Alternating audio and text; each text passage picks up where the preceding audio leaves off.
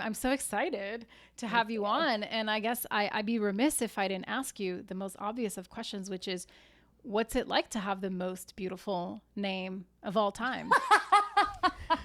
Well, you might know a little something about it.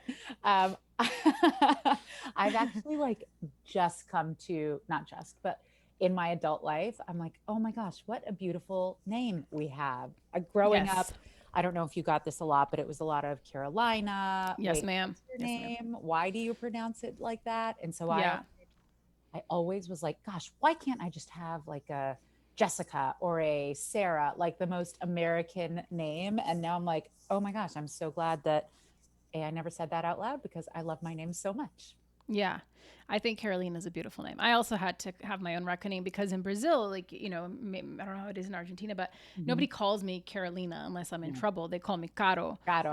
or Carol, which Yep. in English is Carol. So for many years of my life in high school, I went by Carol, which is like so Yep. weird now. I still have friends from that time of my life who call me Carol, and it always throws me off. So like Yep. when I went to college, I was like, I'm reclaiming my own name. I'm Carolina, and this is the name. And now I love it. So yeah, Yeah. definitely biased, but I do think it's one of the best names ever. I So agree. It's so funny because all of my high school friends call me Carol. All yeah, of my college friends call me Caro, and then my family calls me Caro.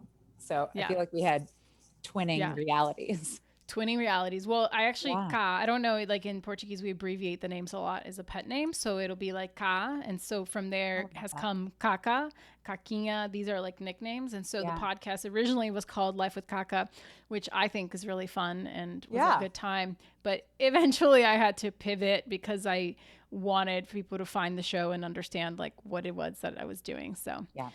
maybe when I become super famous and people know my name more, it'll make more You'll sense bring to it be Life back. with Kaka. Yeah, we'll bring it back. It's still fun. I still use the hashtag sometimes, but I love it. anywho, I love let's it. talk about you. I'm so excited that you're here sharing a Oh, little bit of your journey and your wisdom with us. I've been following you for a while. I've listened to you on other podcasts. And yeah, just total gift to have you here oh, sharing a bit of you with us. So tell us, oh, I'm so take us excited to to the be here. beginning. Yeah, thank you. Take us to the beginning of your journey and how you discovered this business.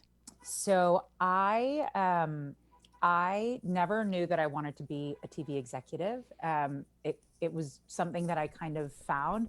I was always growing up. I was a performer, so I was always the kid that sang at my family, gatherings. Or my mom put us, my sister. I have a sister, and we're a family of dancers. So I come from a Yeah. long line of, at the age of 4, you go right into ballet, and it's just kind of like the discipline that we grew up Mm, with and that I grew up with. And so I always grew up performing, dancing, emoting in that manner. And I always thought I would do that. And then cut to, it comes time to go to college.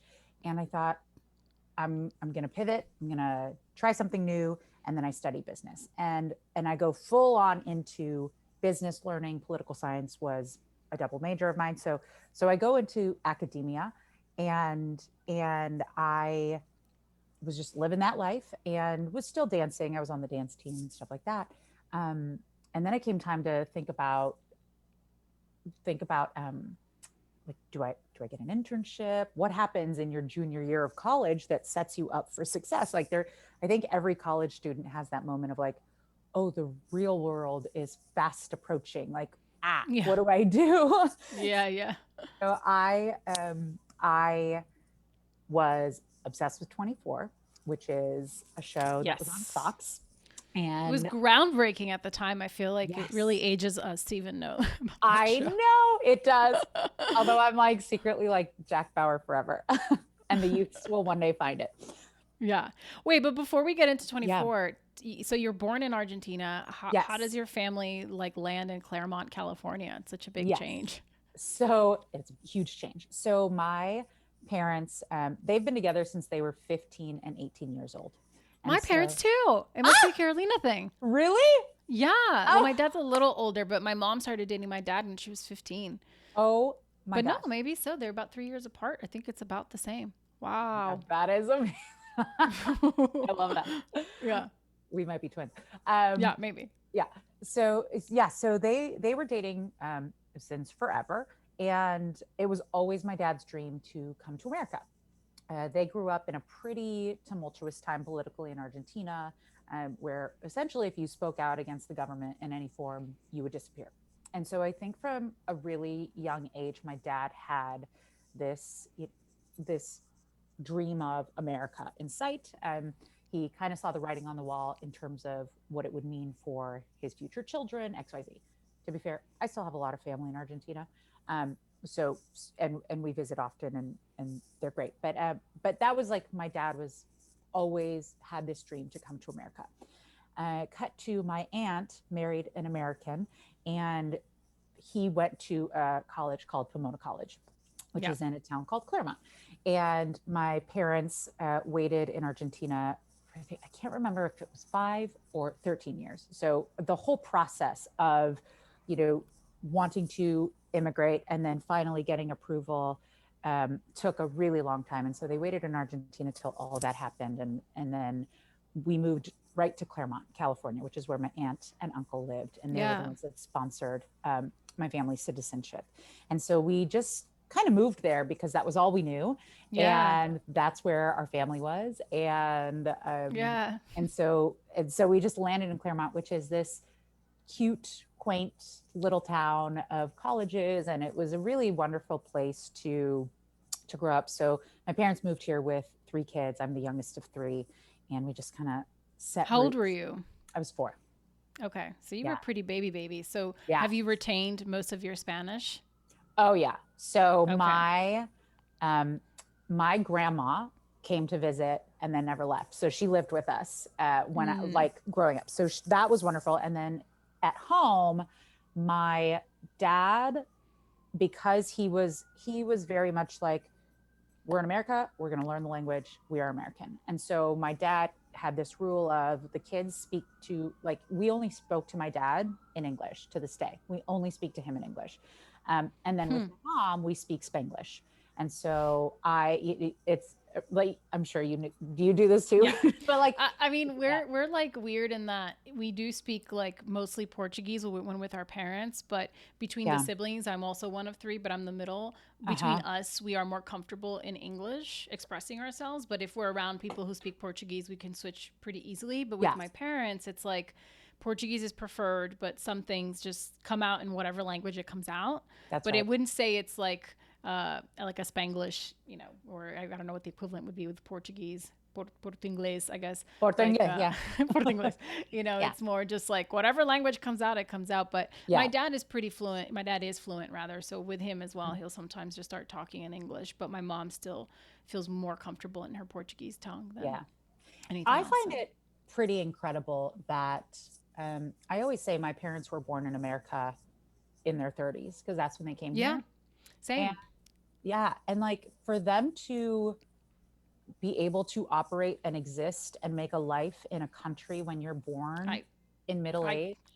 I can't imagine. I can't imagine having the balls to pick up with 3 small children, which we Mhm. were, and you were as well, and come to a different country where you don't know the language, you don't know the culture, and just gamble, take that gamble and that leap of faith. And then when it does Yeah. pay off, like obviously I'm sure your parents are very proud, Mhm. and my parents are Yeah. very proud. Like it Yeah. must be so nice, because it is Yeah. just Yeah. it's a really crazy, like I just can't imagine now that I am in my 30s what it would mean for me to move someplace like Bulgaria and just Right. not have any sense of like community there. Yeah. Right. So I And not really move applaud there. them. Yeah. It's Yeah. something to be applauded. And it's one thing if you move there for a job, right? It's another thing when you move Right. your family from another country to give your family the life that, you feel they can achieve and deserve and all that stuff. And so it's to be applauded. I respect my parents so much for the decision, and looking back, I'm like, I would not have changed a single thing of my childhood growing up, because that's Yeah. why we are where we are today, is Right. because of their sacrifice and the love that they poured into us, and really the hard work and dedication. Like, Right. I mean, so would you say then from a young age you saw that sense of work ethic and it influenced how you went about pursuing anything, which obviously inevitably led you to where you are today? absolutely, absolutely. I mean, my Yeah. parents my parents love working. they just love work. Like, even though my mom's about to retire, my dad is retired, they still find things to do, right? So Yeah. they were always busy people, but they really took pride in what they did. And you know, when you keep your word, and so when you say you're going to do something, you do it, and you do it to the best of your abilities. And I really learned that from my dad and my mom. And it just is something they never taught it to me. They never said you have to work hard. They just did it, and that's how I learned how to behave myself. Yeah. So it was never quite, it's a lesson now that I look back, but there were a lot of times where my dad had to sacrifice, you know, family time to go make a living to help support our family. Yeah. And I really respect him for that, and I know that it was really hard for him to not be able to be at everything for us.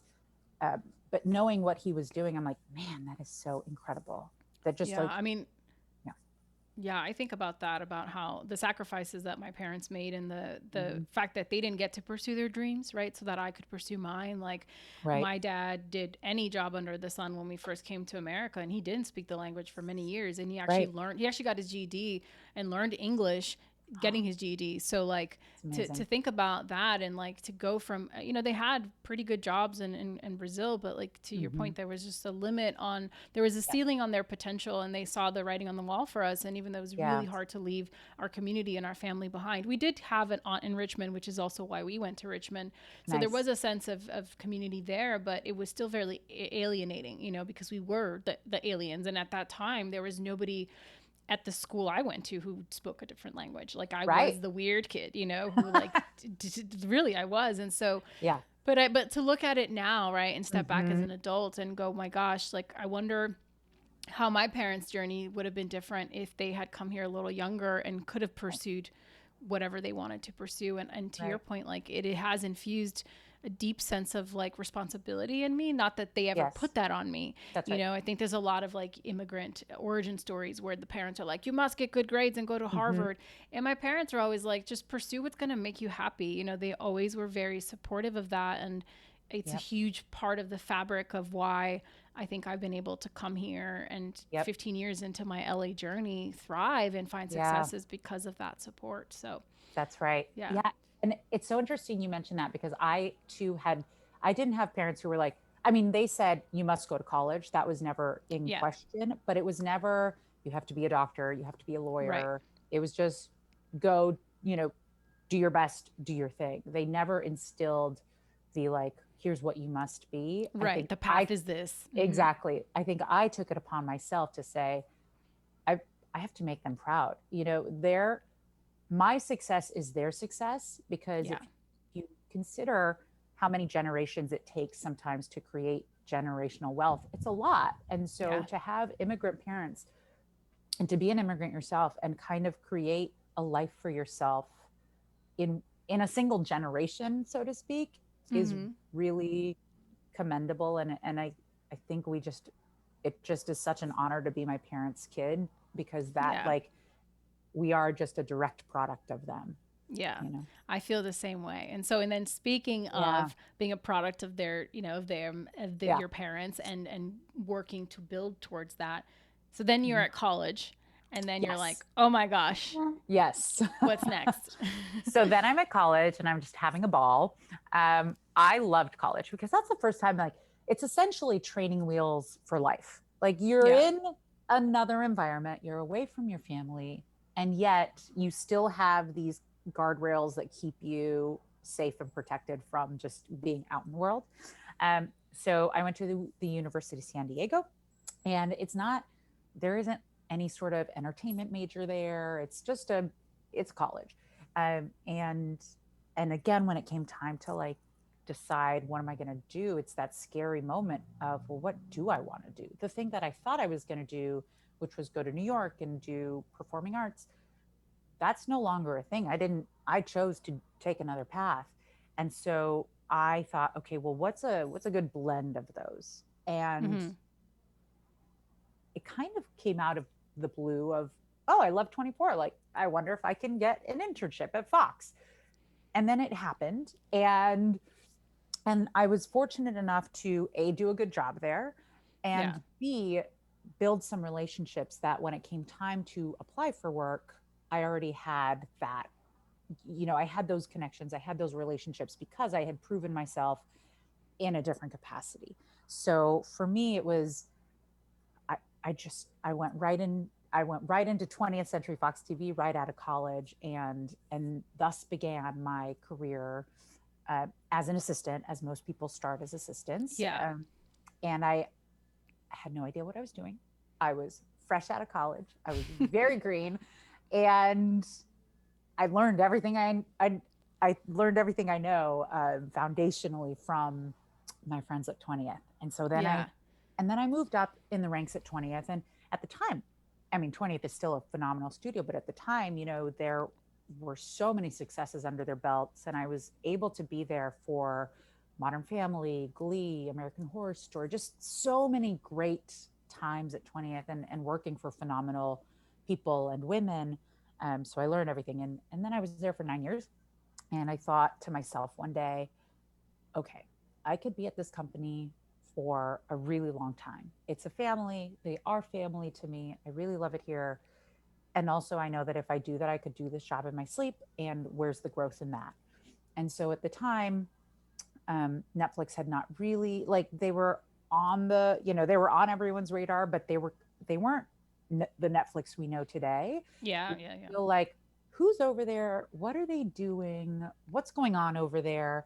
And I was very, very curious. I was deeply curious about the company because I stumbled on their culture deck and thought, wow, this is a really interesting universe. And for those that don't know, will you give this like the quick TLDR on what the culture deck at what the culture at Netflix is and why it's so Yes. appealing, especially coming from a very traditional studio? Absolutely. So anyone can find the culture deck, the Netflix culture deck online, which is how I found it. I just stumbled upon it. And it is essentially, it was created by Reed Hastings, who's the CEO, co-CEO of Netflix. And this is how we operate. This is the type of company we are. This is how we recruit. This is how we think about talent. This is what we believe our morals as a company are. And for example, one of my favorite pillars is what I call it, is the pillar of freedom and responsibility. So at many companies, there are ways that you operate. Like you do a good job if you're sitting at your desk from 9 a.m. to 6 p.m. Doesn't matter what you're doing in between those hours, but that's the sign of good work ethic. At Netflix, it was like, okay, you have a big responsibility to do an excellent job at whatever job you're doing, whatever your chosen job at Netflix is. And you have the freedom to do it however it best suits you. So, to me, that allowed flexibility in how I operate and to find the way that, oh, this really works for me. And this is how I'm going to best execute and excel in the workforce. So freedom and responsibility, it's kind of like, oh yeah, like it feels like a no-brainer. But it really was kind of enlightening. Also, Netflix doesn't have, for example, we don't have contracts. So a lot of entertainment companies do 5-year deals, whatever, 2-year deals, 3-year deals. And at Netflix, it's not that. So there's beauty in that. And I think that piece really scares a lot of people of like, I need the security, I need to do this, blah, blah. But for me, it felt, oh, that's kind of how like life should be. Like, do this job. And if you're not doing a great job, you don't just get to coast by because you have a 5-year deal. Or if you hate it here, you don't have to feel like you're locked up for 5 years because you signed a piece of paper. So that was also something to me that just made intuitive sense of, yeah, it's a way to keep strong talent. And also, if you're not feeling it, you should find a place where you're super happy. So there are, and it's a pretty long deck, but you go through it quite quickly. And it just is how the company operates and it really does operate in that. And I was like, is that real? It's real.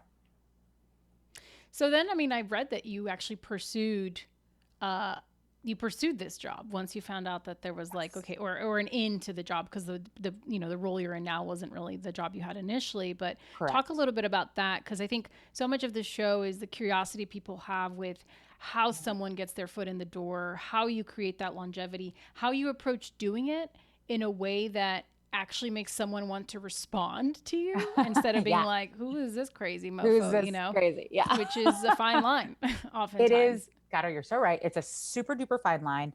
Yeah. I have a family motto that I did not create, that my mom created. Maybe my grandma did, but it's toma el toro por la asta, which is grab the bull by the horns. So when I got my first internship and then my job at 20th, I didn't know anybody. And so Right. for me, it was a bit of a cold call. It was a bit of a, you don't know me, but I'm really curious and interested in what you do. Would you mind sitting with me for 20 minutes so I could just pick your brain? And my approach was of, I really admire what you do. Talk to me a little bit about it so I can learn, more than I want a job. Please get me a job. Oh my God, hire me because I know I'll be great here. Um, Right. so for me, it's about that. I think, yeah. So when I did the 20th thing, I did the same thing, and you just kind of meet people on a more human level when you approach it in a manner of, like you said, curiosity, and Yeah. less desperation to please hire me because I need a job. Because if you're sitting on the side of the company, you don't want someone who's desperate to just work there to have a job. You want the best talent, and you want the best talent to be with Netflix or whatever company. And so you almost have to prove that once you get in the door. Um, Yeah. but for me, I did this. So I asked for informationals when I was interested in Netflix. I asked for informationals from anyone who would meet with me inside the company.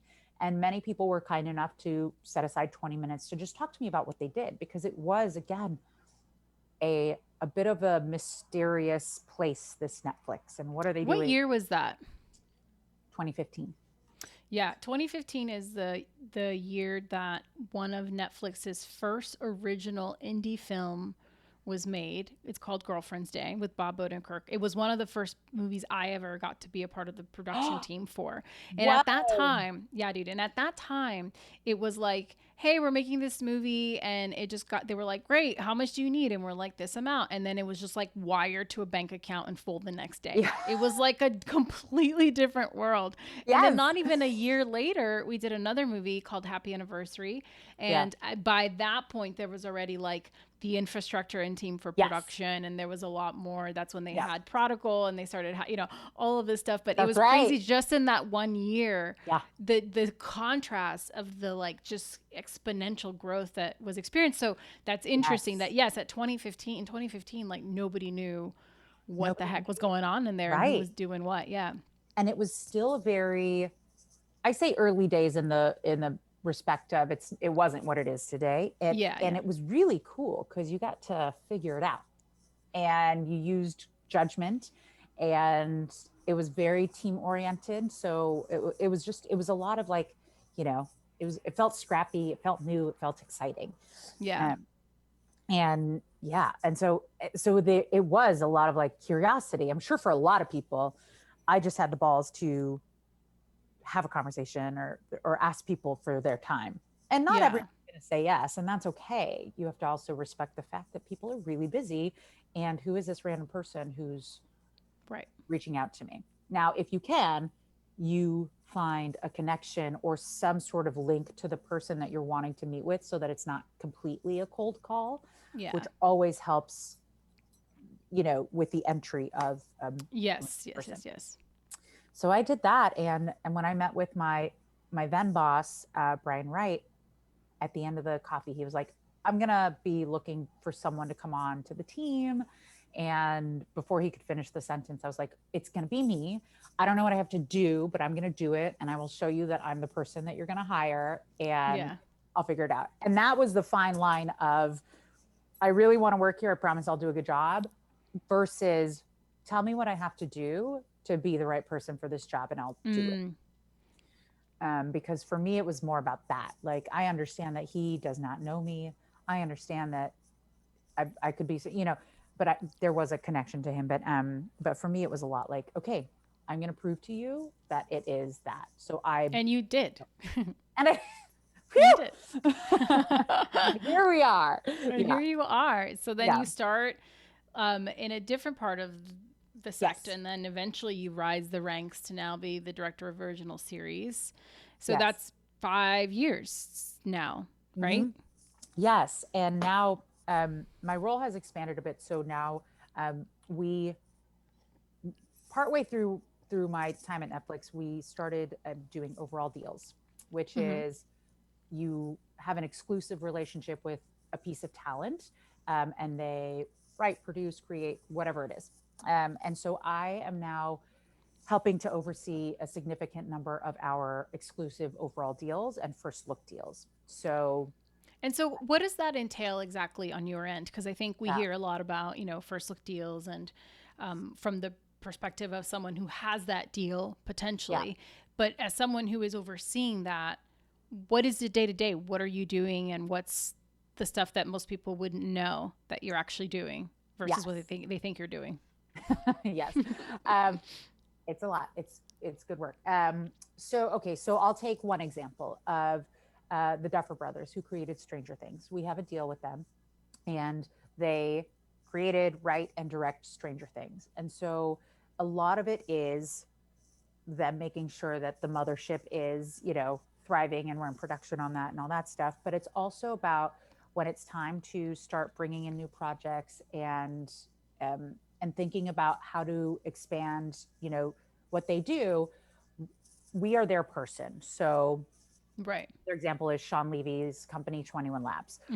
We have an exclusive deal with them, and they bring us pitches, ideas. We work with them to say, hey guys, this is a really great place that we think you can create a show or do that. And then we hear pitches. Once we greenlight their shows, then we work with them from, soup to nuts. Is that the saying?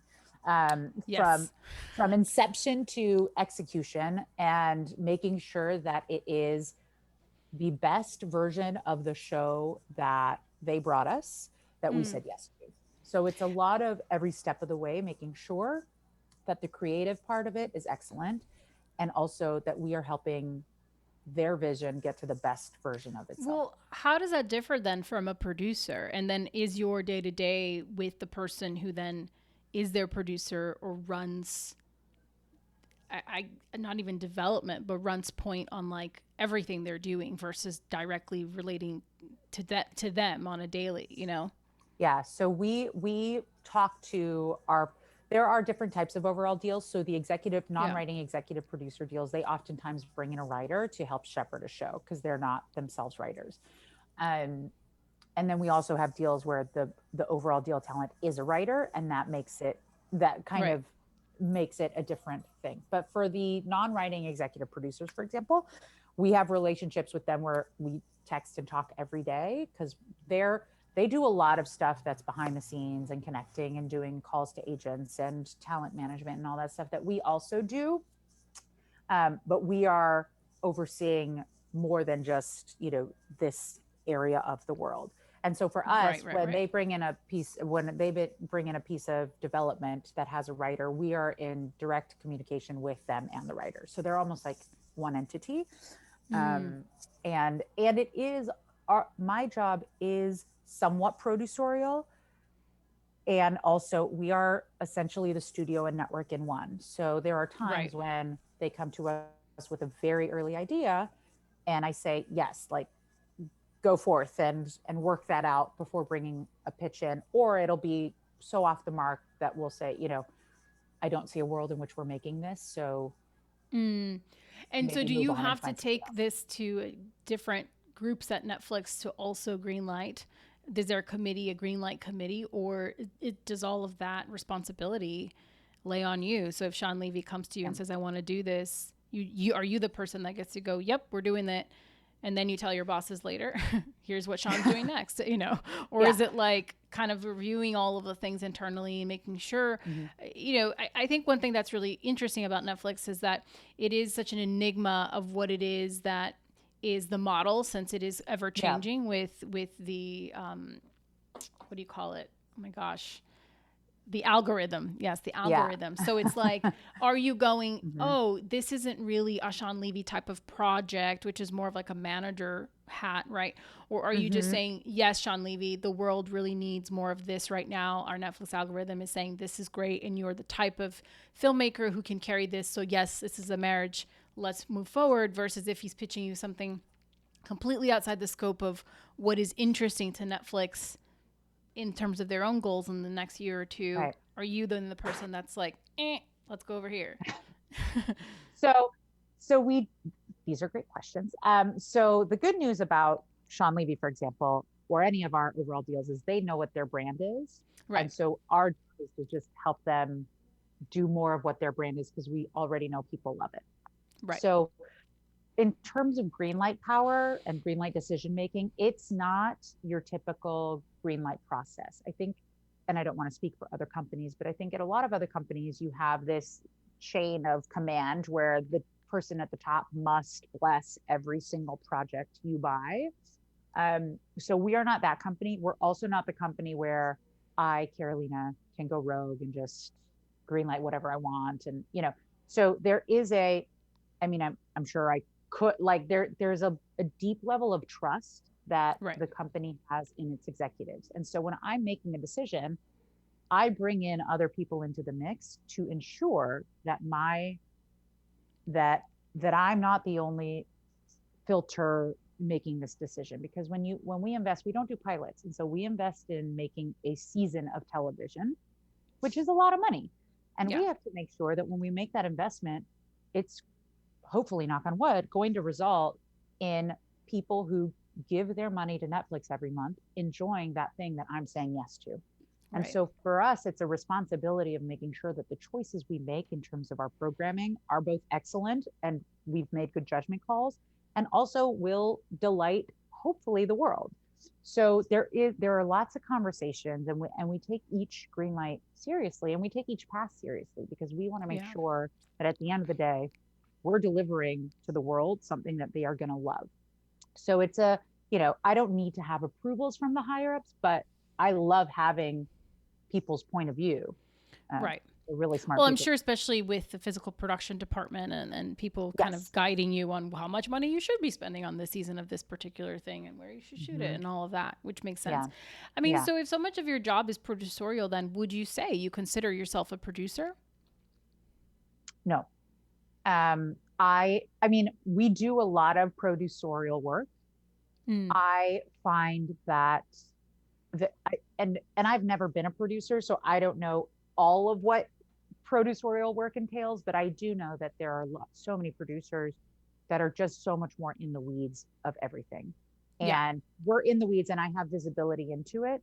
Um, but there are producers who are in writers' rooms, and while I've gone to writers' rooms to do things, like I have to be careful that I am not buying a show and saying, okay, well, now I'm going to make it what I want it to be.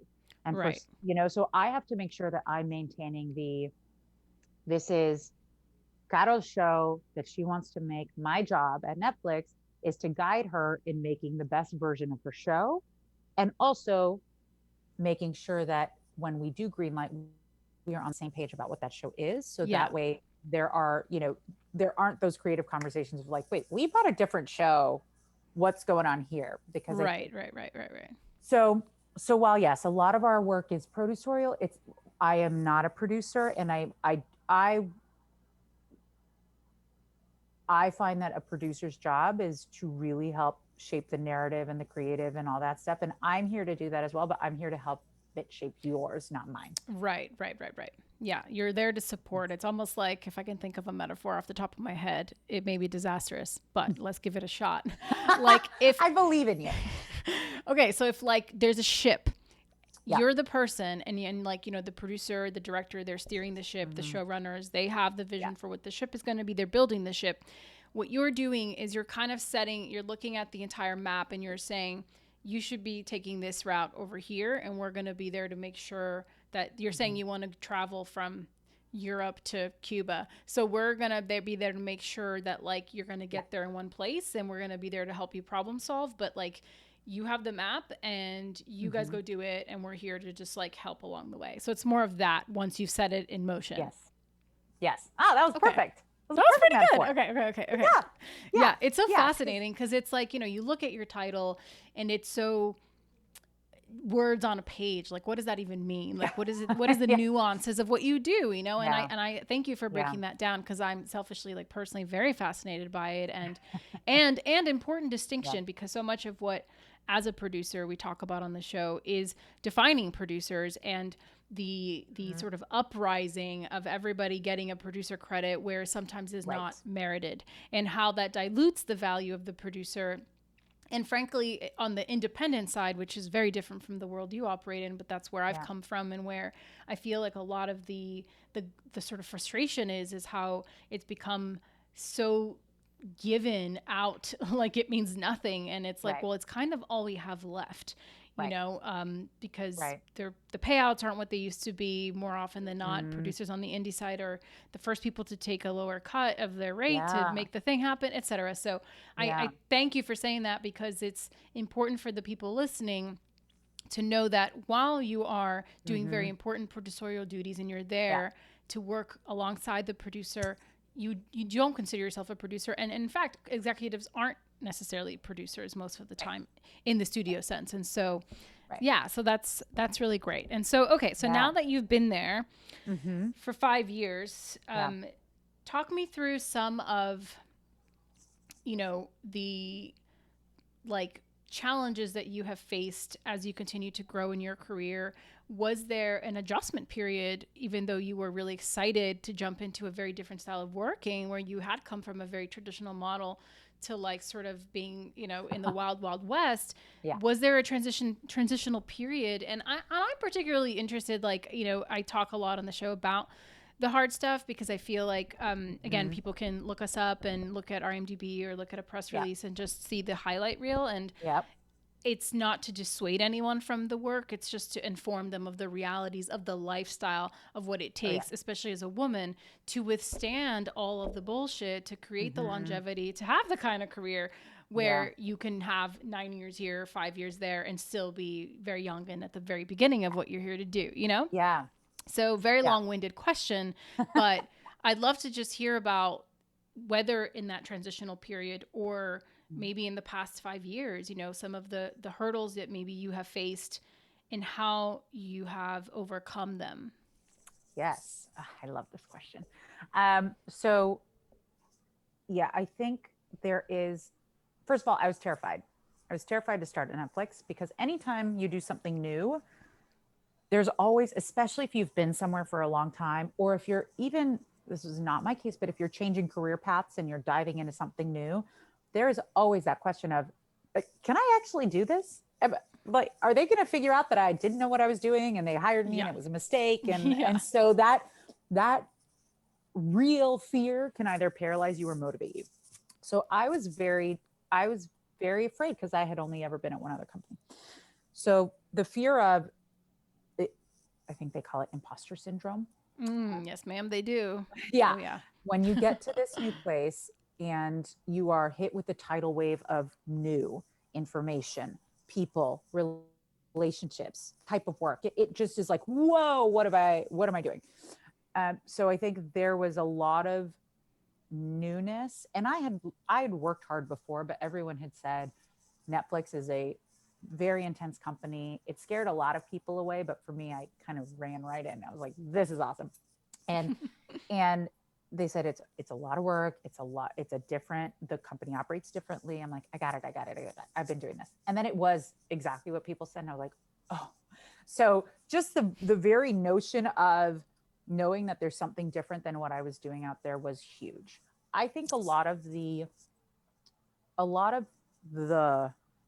troubles I experienced were somewhat self-imposed.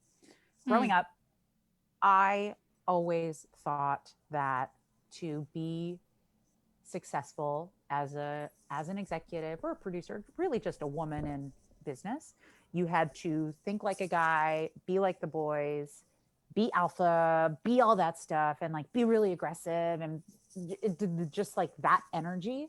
And so for a few years, I haven't been doing this for that long, but for quite some time, I thought I had to be like one of the boys. Mm. And again, I molded my thinking to think, well, what would that person think? Or what would he do in this situation? Or what would he, because I would see a lot of the masculine traits being, those were like the successful traits, right? Right. So it was really a reckoning for myself of saying, hold on a minute, Carolina. First of all, it's unsustainable for you to be like a dude for the rest of your life, because like I'm a lady. I want to be a lady. And then I You're realized not a like dude. Yeah, yeah. I'm not a dude. And then I realized, oh, wait a minute. I think I was putting all this pressure on myself to be someone I am not. I'm just not that. And then they're hiring me because they want my point of view. And here I am trying to have someone else's point of view. Like, Mm. where's the success in that? And so I had to do, and this was coupled with a lot of other kind of coming of age Carolina things that I was going through. But for me, it was like, oh, no. I had it all wrong. I'm being hired for my, for everything that I bring to the table. And so I have to bring me. And Mm. I can't be sitting here trying to be someone else, especially one of the guys or the typical alpha male or whatever. Like, so that was a big turning point for me of, oh, there is a place to be soft in the workplace. There is a place to feel something in a workplace and own that and honor that. And I think as women, we are super intuitive. We are very smart. And a lot of times we have these internal, like we just know. And I think we have to not silence that knowing and really like bring it out and allow ourselves to operate as we are, if that makes Yeah. sense. No, it makes total sense. I think I also had to go through that journey as Mm-hmm. well. And Yeah. speaking of our, twinning, but like very Mhm. much was believed that to be powerful and to be a person who could be assertive, you had to be this version of a very hyper masculine Yes. version of Right. yourself.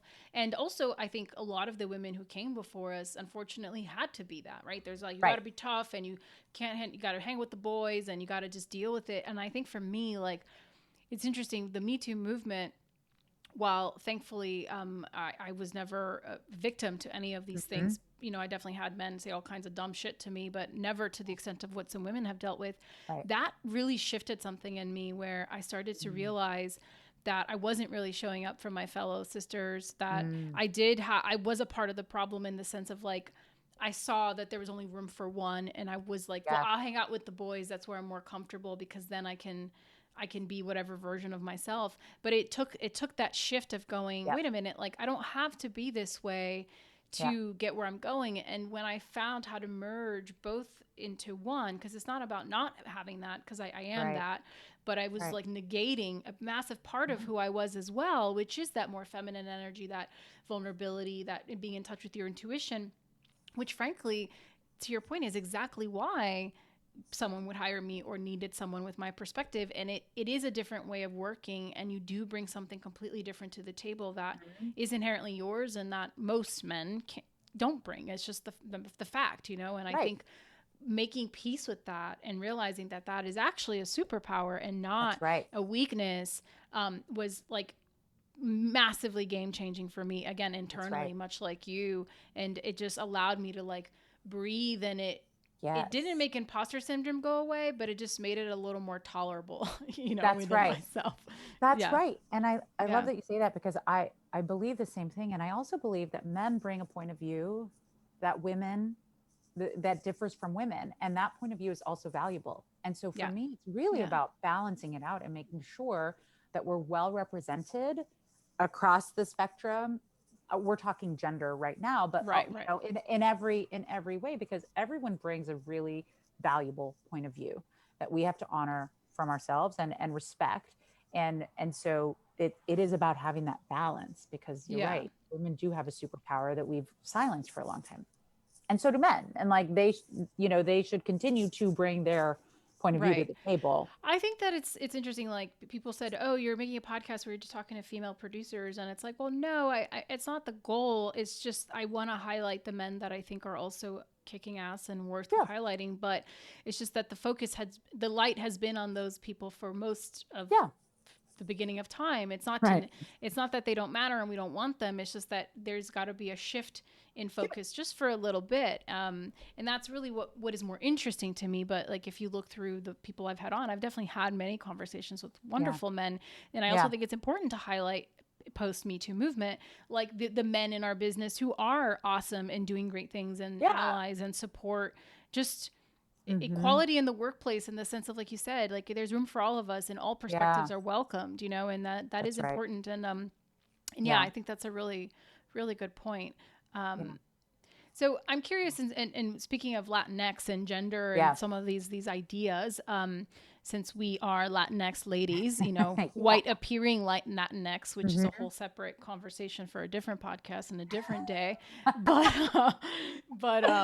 Yeah. I mean that comes with a certain set of privileges. It's not lost on me that Mhm. I've in certain communities, people just assume I'm American or that I'm white. Yeah. But in other communities, people are like, you're obviously Brazilian, or they just can tell somehow.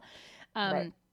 But how have you felt since the 5 years that you've been at Netflix, and in light of last year and so many conversations about diversity and inclusion, which I feel like has been very much a conversation forever. There's just been a Right. million panels at everywhere about this topic. And I'm like, Yeah. can we just stop having panels about the damn thing? Can we just actually do You just do something it. real about it? So Yeah. Yeah. that's just my own frustration. But how have you noticed, like, has there been a big shift internally at Netflix towards this inclusion and representation since in these 5 years, but also since you started in the business? How has that shifted? Yes. So I'll speak on a personal level first, and then I'll talk on the Netflix level. Yeah. So personally, for me, I'm going to be totally honest. When this whole conversation, especially about Latinos, first came out, I was like, I was so not used to leading with that, because growing up, my dad specifically, but both of my parents were like, it doesn't matter where you came from. All that matters is how you do in the role that you're doing, and that's what you will be judged on. That's what your value. That's not the right word, but that's how people are going to see you based on your work, your character, how you operate in the world, and the type of work that you do. So for me, it was always, oh, it doesn't, okay, sure. Like the immigrant thing, when it came time to actually do the work, I never led with, oh, I'm from Argentina, I'm a Latino, like whatever. It just was a side thing. So when it came time to actually have to start talking about it and talk about my experience and like all that stuff, I was like, I had this personal reckoning of, oh my gosh, why is this relevant? Let me just do a good job in my job. And so I was super nervous about it. Because I also think growing up, my dad was like, it doesn't matter, just do a good job. So for me, I was nervous to start talking about it. And I think I was also nervous to start talking about it because if you look at the pay discrepancy between women, and then especially Latino women compared to the rest of the world, they're not paid as much. And so then I thought, and this was a personal thing that I had to work through. Oh, is my value going to change in the eyes of the other people when I kind of like, I mean, you can obviously tell I'm Latino, like my name. Right. But if you plant a flag on it and lead with that. Right. Yeah. Then is there do people see me differently? And I really had to fight through that, or not fight through it, work through it, because then I thought, well, hold on. If I am not an example to young kids who have just come here from another country, whose parents are struggling to make ends meet, who don't have examples of successful, hey, I can do that, then maybe they don't know that they can do that. And so I have to do this. I wasn't doing it for me. I was doing it for people to have at least a visual of my story somewhat similar, and look at her. And she didn't know anyone. She didn't grow up, in this business. She wasn't even born in this country. And so if we can provide an example for the next generation of people to say, hey, maybe I can do that, then that to me was worth whatever. And of course, it was all in my head of like, oh my God, people are going to think about me differently. Like no one did, no one does. If anything, it just gives another data point, information point for young girls and boys to say, hey, if she can do that, maybe I can do that. Yeah. Yeah, I would agree. I mean, I'm cut from a very similar cloth, so Yeah. everything you're saying echoes very Yeah. much over here Yeah. in Glendale.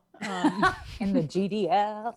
In the I love it. GDL. No, it's true. I think it's like I never gave much thought to it myself. I think Mm-hmm. for me it was like, oh, every time there was a form I had to fill out my ethnicity and my I'd always just pick Latino, but like I never understood growing up why like Brazilian wasn't on there. Like as a kid, I was Right. like, oh, Yeah. or I was like, where's Hispanic. I was Argentinian? like, I'm not Hispanic. And so, but Yeah. for, it was like eye opening when that became a big conversation because to your point, like I always thought it was important to be authentic about where I've come from. So when people Yeah. are like, oh, where are you from? I can't be like, oh, Virginia or like, Right.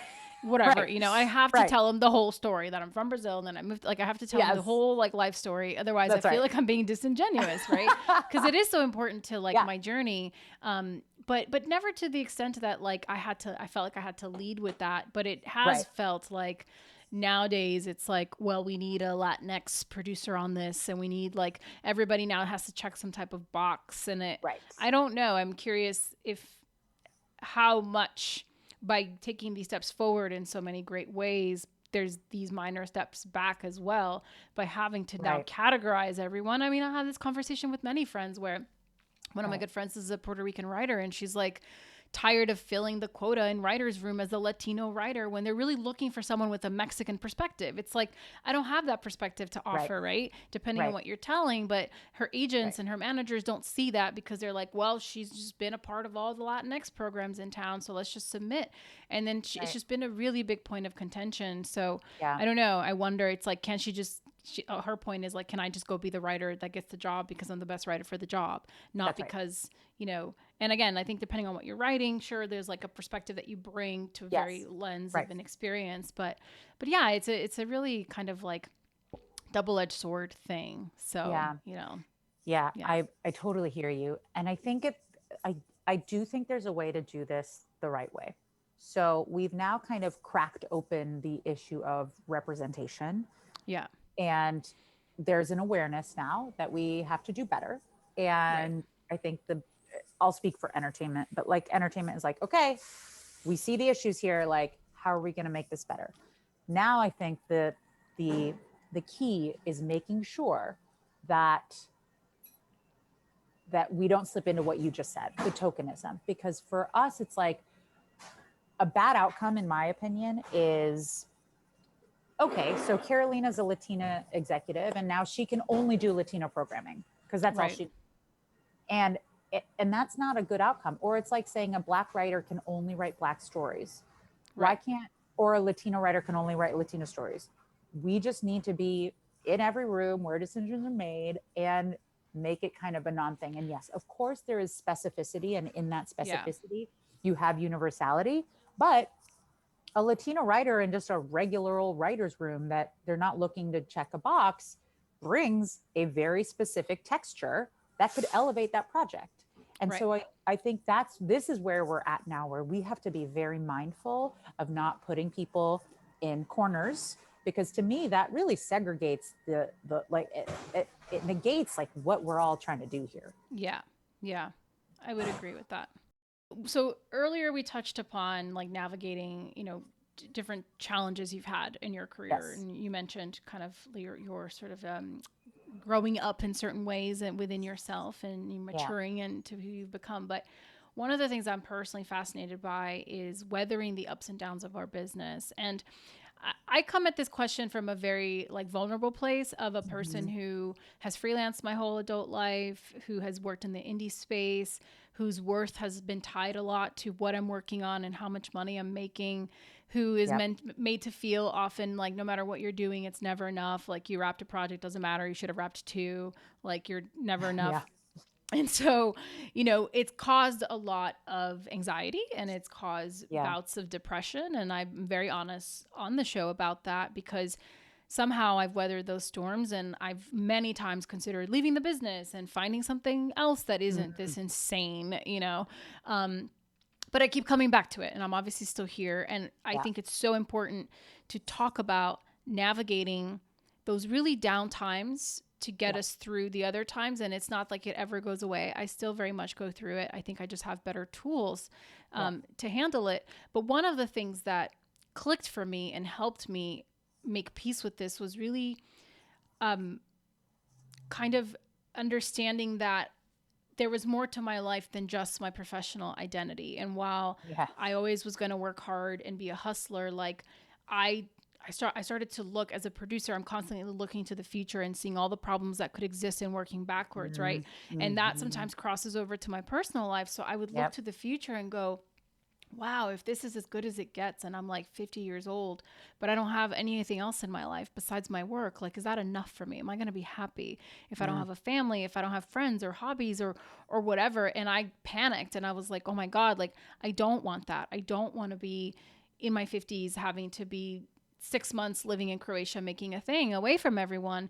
And I started to really focus on developing other parts of my life, like my yoga and deepening my relationships with people that I cared about. And that was really game changing. And it even till this day is kind of the thing that helps me. Like, I gotta tap out from all of this. Like, this is important and I love it, but there's more to my life than this. And if this went away, I'd be really upset. I'd be sad. I'd be really bummed, but it wouldn't define me. I would figure out how to pivot, right?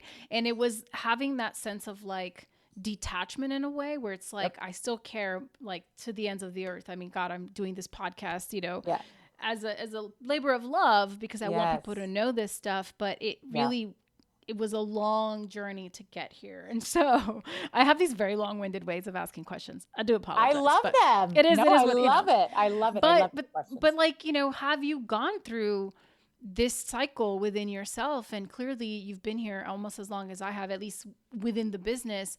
You're here, you're thriving, you're full of smiles, you're like just beam positivity, however you do it, keep it up. Like, so what has that been like for you? Well, first of all, preach. Like, you really, like, oh my God, yes, to everything you just said. Yes. I went through a similar reckoning of myself a few years ago. I had mentioned that I grew up a dancer. And so when I came into the workforce, I put away the dancing and a little over here thing, because if you're a dancer, you can't possibly be a good executive, or if you're a dancer, you can't possibly be taken seriously as whatever. And I also grew up singing, and that totally went into a over here thing, because I was like, nope, I'm not going to be taken seriously. And you have a beautiful voice, side note, because I did stalk you on Instagram and saw some performances. So Thank you. So, but I put that away for 15 years. So when I graduated from high school, went to college, like, she did not do any of that. And I thought, like, okay, whatever, like, I don't need that. And a few years ago, I was so burned out. I was about to quit my job. I was like, I can't do this anymore. This is untenable. I didn't know, like, I was not myself. I didn't have time for friends. My relationships were suffering. I didn't have time to go on a walk outside. Like, it just was nonstop, constant work. I was like in this haze of who am I? What am I doing? And I had this moment where I thought, hold on. It can't be all or nothing. It can't be you give up your entire existence for a job, and then once that's done, you totally quit because you're completely burned out. There has to be something in the middle. And I realized for myself, and this is different for every person. For me, I realized that I was not myself because I was not dancing and I was not singing.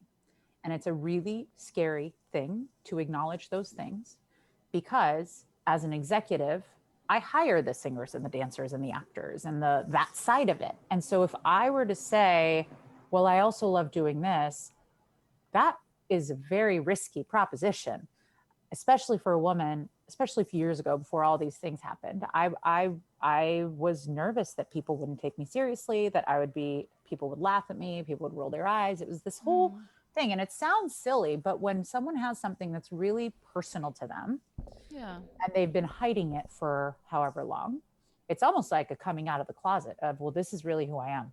Mm. I realized, though, in my burnout haze, that I had to do this for myself. Otherwise, I would probably get sick, because I think that, you know, that type of suppression manifests in physical ways. I agree. Very And so much you so. almost have to do it for your soul. Yeah. And also, I realized I was so nervous about the judgment and, oh my gosh, what are people going to say about me? That everyone is so busy living their lives. They're not worried about what I'm doing. Like, Yeah. whatever, you know? And so I realized in that moment, oh, Carolina, you're not the center of the universe. Stop caring so much. And then it became, well, I have to do this. And so I had this like coming out of the closet where I said, I'm a singer, I dance, and now I dance often, but I started performing again, singing wise. And it was, again, terrifying, because what if no one shows up? What if people don't like it? Whatever. But I started performing again and doing show. Well, I didn't start doing this, but I eventually started doing my own shows with a gospel choir, and those shows were selling out.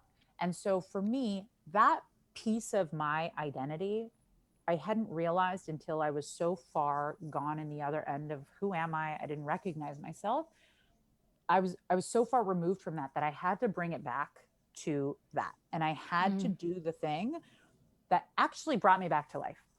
And that in turn made me better at my job.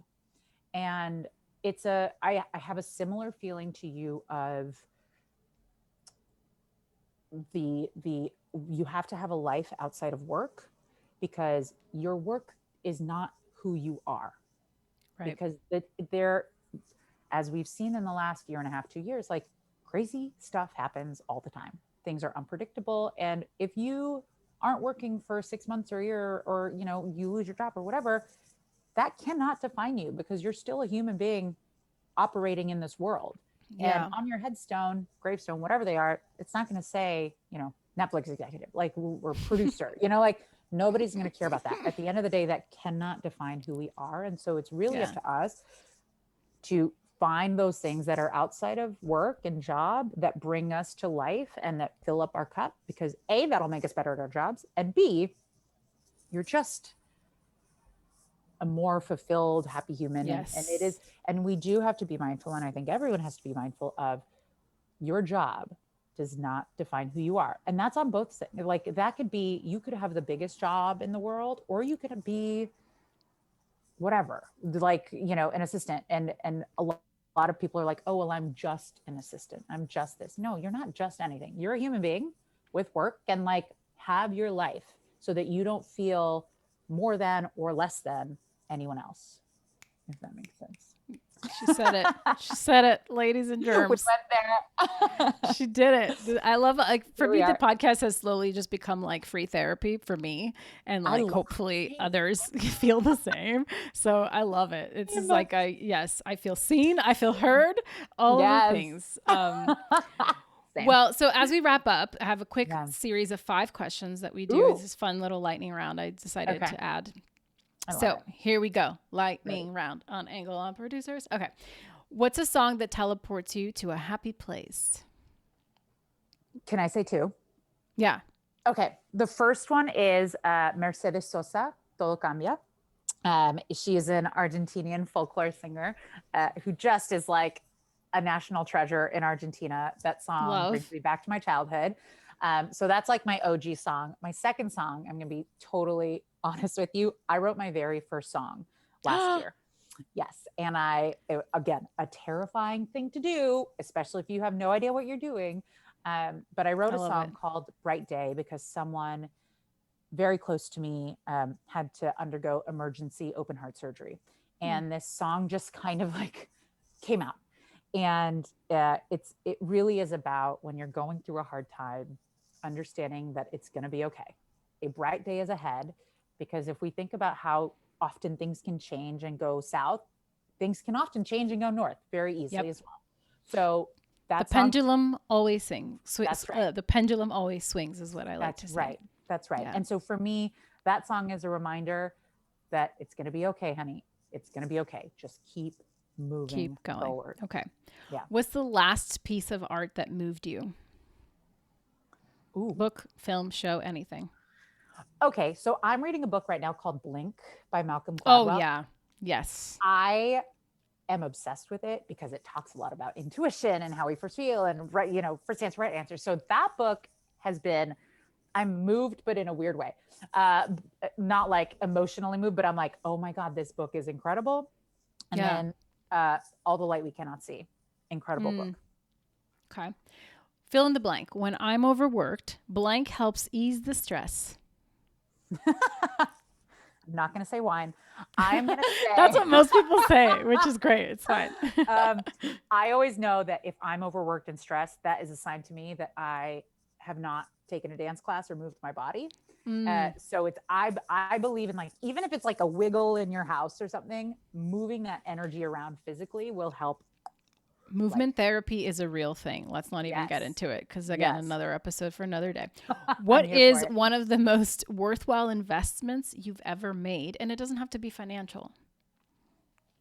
Oh, for sure, investing in what I call my soul food. So that's performance and being open about dance and singing, because that's a soul investment. I love that. Okay. Last and final question.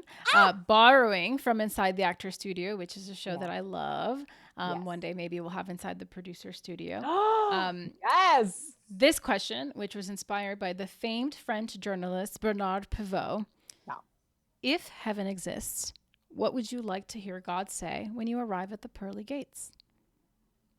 What would you like to drink? I think heaven is like cocktail happy hour. I believe in reincarnation. Yeah, nonstop. So there's like wine, there's cheese, there's cake. And then, like, if you're going to be reincarnated, then you come back after you've had a few drinks. Do you think that in heaven, then you can drink all the wine and you only get the good part of, like, just the buzz, and you never feel hungover? You never drink too much. It's like drinking water. It just feels good all the time. Yes. Just feels good all the time. They have hydration stations. So at least, like, in our human brain, we're like, oh, I'm hydrating and it's fine. But it's like just one long enjoyment. Oh my God. I want to go to your heaven, and I have a feeling there's a strong possibility, since we have the same name, maybe there's like they kind of group certain people together. So hopefully similar life path. I want to know what yours is. My life path or my answer? What's your answer to that? Oh, to the last question? Yeah. God, I mean, I want to hear answer to all of them, but let's do the last question. Oh, okay.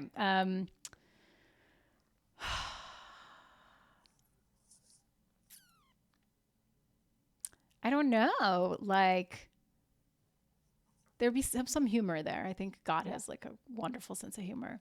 Agree. I think it would just be kind of like you did it. I love it. You got here. Here you know? Are. Here you are. Like you found the way to the end of the maze. You know, like you're giving them the ticket, and then he looks at the ticket, he looks at your name, he's like, you. You know? I love that. Something like that. Or she or they. Who knows how God identifies? We don't know. Yes. But this has been so lovely. I could literally talk to you all day. Same. So I would love to do a Zoom where we don't have a recording and a time, and then just like catch up and talk some more, because you are a delight. Thank you so much. Oh my gosh. I absolutely adored talking to you. Thank you. Thank you.